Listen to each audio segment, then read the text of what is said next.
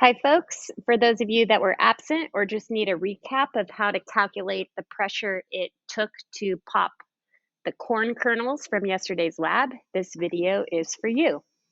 So I have my data table here.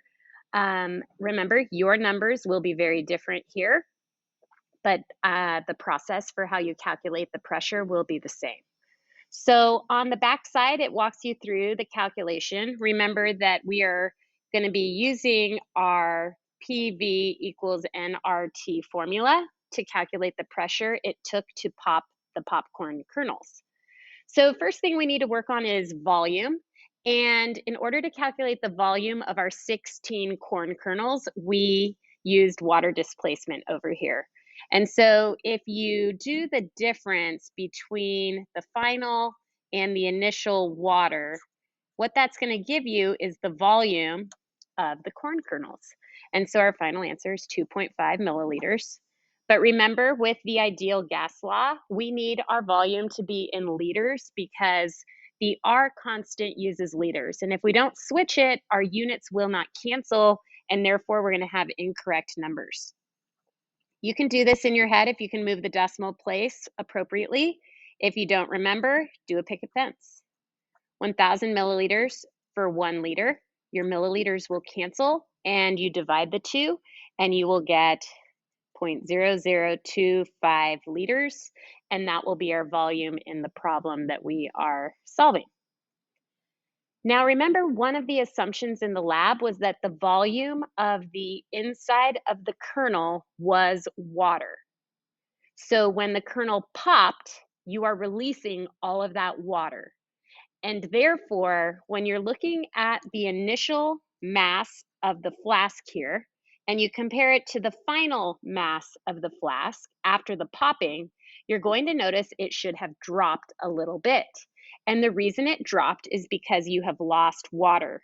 When you popped that kernel open, it released the water.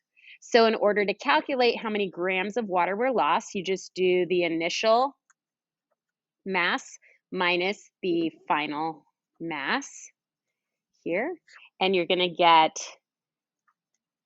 0.67 grams. Now that's the mass of water loss, but if you recall in the equation, we need our units to be in moles, so we need to convert the grams to moles.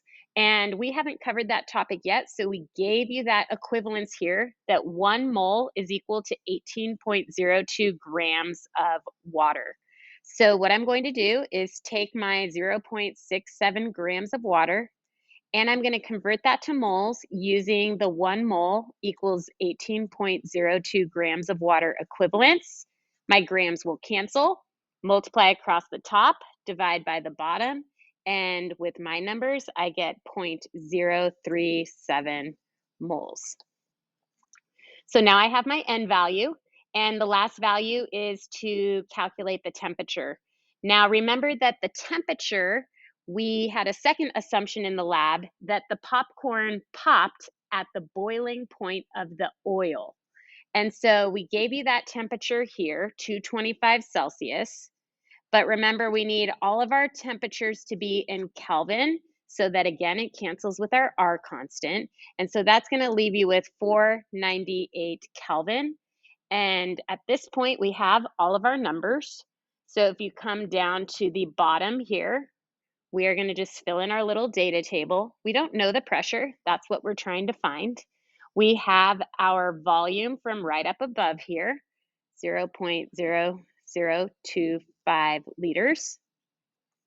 My temperature was 498 Kelvin. My moles was 0.037 moles. And now I can begin my calculation. So remember, it is PV equals nRT. We are solving for pressure, so what I'm going to do is divide both sides by volume so that I can isolate my pressure variable.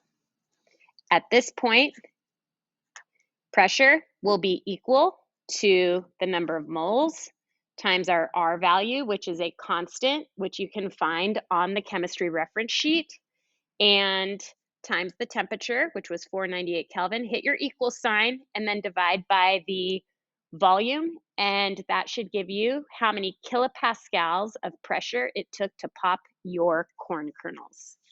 And it should be significantly higher than the air pressure in the classroom at the time of the lab.